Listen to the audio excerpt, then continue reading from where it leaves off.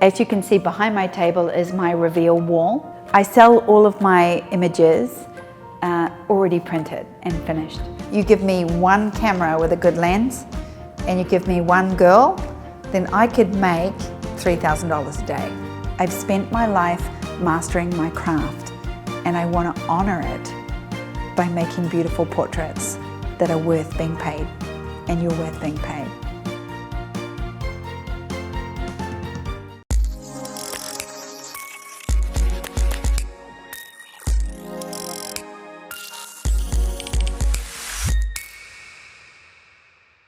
Hi everyone, I'm Bryce and I've been a portrait photographer for 27 years.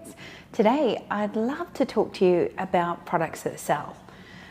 Remember, everything we do in our business, attracting people and marketing in our brand, is ultimately to get a result, which is a sale.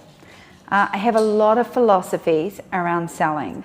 There's a few really sort of obvious psychology around selling, and that is that if you give people 3 options, they're going to buy the middle one.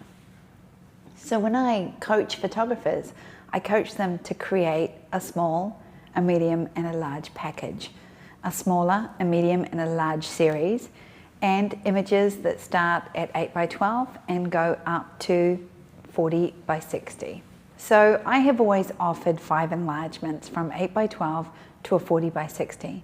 I have also always offered 3 folio boxes, a 6, a 12, and a 20. And then I add on those bigger packages to make the bigger packages more attractive. I find most photographers I'm coaching and mentoring are selling somewhere between the first and second package, which is their small and medium package. And I'm trying to get them to price their ultimate package as their medium price, so that they're directing the psychology of their sales to their medium price. What it came down to for me, and I've seen it for years and years, is people buy whatever you show them. And a confused mind says no. So a confused mind says no is the fastest way to absolutely confuse people. Now, one of the best things I think I ever discovered was to simplify my product and price list.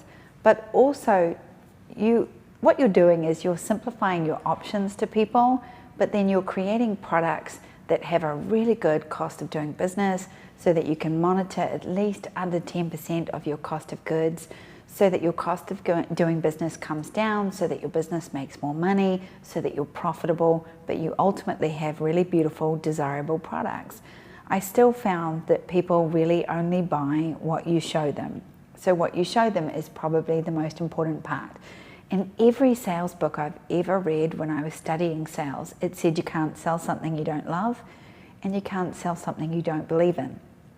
So if you're struggling in either of those areas, you need to maybe shift your products and your price to something you value more or something you really love. So for the first 19 years of my business, I sold simply a la carte wall portraits framed. And they ranged from an 8x12 up to my biggest enlargement. And my average sale in my working studio for the first 3 years was $1,850 just on a la carte products. Now, I didn't sell any albums in any folio boxes simply because I didn't have them. And it wasn't until 2008 when I saw my very first folio box. So what I mean by a folio box was this. It is a portrait box. It's nice and large, it fits 20 images, and it holds an 11:14 matte with the opening of a 7x10 image. All of a sudden, I could open my pricing up to create this as a sellable product on my price list. So I simply priced it at the time, I priced it at $1,200, $1,800, and $2,400.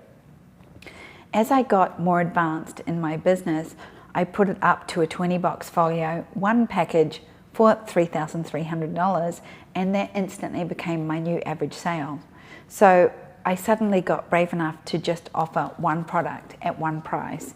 And I was of the mindset myself where I could shift myself into doing and selling one product and one price list. So now my one product and price list is about to go up another level. So let's go back to the beginning level first. What you show is what you sell, and a confused mind says no. If the psychology of selling means you offer 3 packages and most people will buy your middle package, then I always say to photographers, answer me this question. What is your current average sale? And what do you want your average sale to actually be? When I asked a group of photographers recently what their average sale was, they told me. When I asked them what their desired average was, most people in the room doubled the average that they were currently getting. In order to double your average, your middle package needs to be the price of the average sale that you want to project towards. Because ultimately, regardless of where you're priced, you're going to fit into the average medium package of what you sell. So it is kind of a psychology, but I find most of the psychology is in you and the value of what you sell. Something that really helped shift my value, because I was at an $1,850 average for many years, and a lot of people are working up to that. It took me a long time to get up to that because I was someone who really struggled with money and value, whereas I've seen some of my students come in straight away and get a higher average than $1,850 straight away in the first year, well above my first average. So just because it took me longer doesn't mean it has to take you longer. You know, I talk about what is an industry average, and I would love all professional photographers to be earning $1,200 to $1,800 a day for a full shoot and the sale of their product, and ultimately the reward for creating images. Now, if your average sits at higher than that, then you're doing great. If it's lower than that, we need to bring you up into at least the $1,200 range. You do that by creating packages that are priced at $1,200, $1,800, $2,400, because that's going to shift your average up to a medium zone. Now, you can sell wall portraits and you can offer wall series, but the biggest takeaway here is that you don't confuse your clients with too much science. So a lot of the time, we're talking another language, and you need to understand what that language is. If you're talking in TIFFs and JPEGs and even thumb drives and folio boxes and acrylic prints and mounts and canvases and stretch canvases and block mounts and archival, museum grade, framed UV glass, we're speaking a language that the public do not know. We're talking contemporary modern portraiture, and we're not just saying a portrait framed. We have to talk in a language that our public understand. And as a photographer, you've learned a whole new set of skills, and you've also learned a whole new language. And sometimes that language is getting in the way of you just selling a beautiful folio box of images or a beautiful framed wall portrait. I keep my language really simple. I bring it back to old school, the way I talk about it. It's a photo shoot, it's a photo sitting, it's a portrait sitting, it's a portrait session. I don't need to confuse the industry with being a contemporary woman's modern portrait artist. I am a portrait photographer. I tell people I'm a portrait photographer. I charge as a portrait photographer. I make portraits. I make it really easy for people to buy portraits off me. I sell a beautiful collection in a folio box of 20 images. I sell framed wall portraits, and that's it. I've kept it so simple. Now, if a client comes to me and says, can I have canvas? I say, yes, I can price your canvas prints. If they come to me and say, could I please have an album? I would say, okay, but check out my folio box first. The reasons I like this better than an album is you can take them out of the box and you can frame them. You can give them as gift prints to family and friends, or you can keep them private and in here, or you can buy a display easel and choose to display different images at different times. Also, if you don't fill the box with this session, you can come back next year and fill the box with your family next year. So I'm creating a client for life. The best part about the folio box is it stands up on its side, so you can create a library and a gallery of images over the years of you and your family that you can keep. You can also personalize them put a cover image on them, and put a name on them so that they look incredible, just like a book does on a shelf. There are so many selling points to a folio box. The cost of goods is definitely 10%, in fact less. The quality is outstanding. I use Folio cell decks. They have so many options. You can look at my vendors list for lots of places to buy them around the world. But I fell in love with Folio Boxes, and maybe it's my love of Folio Boxes that makes them so easy to sell.